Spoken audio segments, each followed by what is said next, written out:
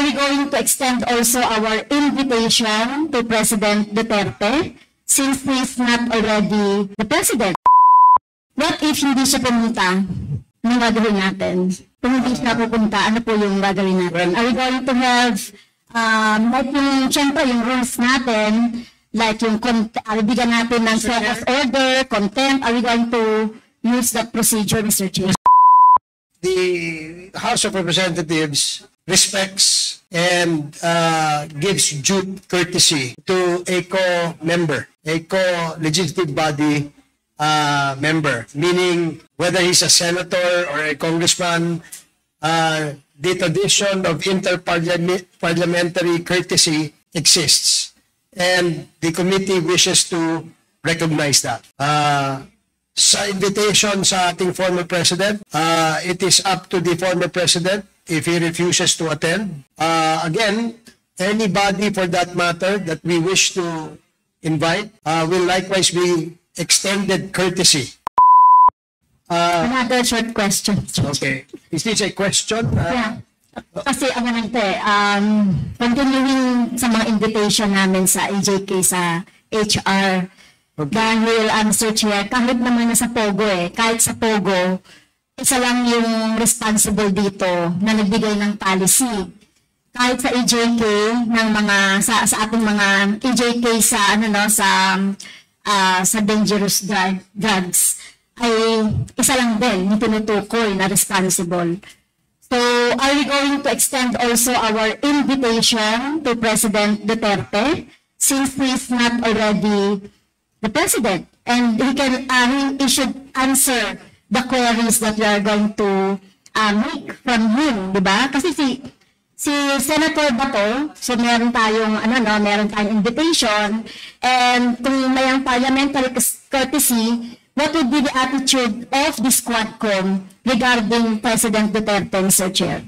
Okay, thank you, Congresswoman Castro. The invitation sent by the chair of the Committee on Human Rights in the last committee hearing they had still stands. As I mentioned earlier, whatever actions and rulings made by the chair in relation to the issue that the Quadcom will be tackling still stands.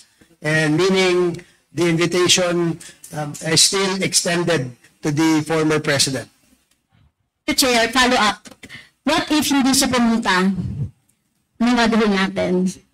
Kung hindi siya pupunta, ano po yung gagawin natin? Are we going to have, like yung, syempre, yung rules natin, like yung, bigyan natin ng sort of order, contempt, are we going to use that procedure, Mr. Chair? Mr. Chair, can I interject, Mr. Chair? Okay. Before we answer siguro all the questions, I think we have to approve the ground rules first of the Quad Committee bago po natin may sagot yung mga iimbitahin, what are we going to do? Okay. If the Congresswoman Castro would allow the chair to go on first with the agenda for today's hearing, as requested by our Vice Chair, Congressman Fentebella. But let me just answer the question raised by Congresswoman Castro. You know, the House of Representatives respects and gives due courtesy to a co-member, a co-legislative body member, meaning whether he's a senator or a congressman, the tradition of interparliamentary courtesy exists, and the committee wishes to recognize that. Sa invitation sa ating former president, it is up to the former president if he refuses to attend. Again, anybody for that matter that we wish to invite will likewise be extended courtesy. Of course, as to the next action after the courtesy is extended, then the committee must rule and approve whatever actions we wish to take. In other words, for the Senator Bato, and the former president courtesy, and in deference to the former president, he should be given likewise courtesy. As to the next action, then we will have to decide on it when we come to that point. Now, and there are no more. If I may, Mr. Okay, Chairman. please. And as, Congressman Fernandez. and as a matter of courtesy to those personalities, we have to consider a lot of things as well. There are a lot of options that can be considered. And as a matter of fact, before going to the proper procedure of trying to have a issue a show cause order or subpoena, we did it right that with the approval of the body that we need to have a lot of options, and along the way we will find one without hurting yung relationship, no? But of course, at the end of the day, it is the member we will move the invitation to those personalities. So let's exhaust muna yung possibilities that mag-explain din sila. For example, if they write a letter explaining the reasons, then the body can consider a lot of things. So most likely, we will cross it when we reach it. Okay, thank you, Congressman Fernandez. The next part of our agenda is the presentation and approval of the ground rules on the conduct of meetings of the Quadcom. All the members have been furnished a copy of the ground rules. If you have any comments or amendments to the said ground rules, please ask the chair to recognize you. Mr. Chair, Congresswoman Luistro.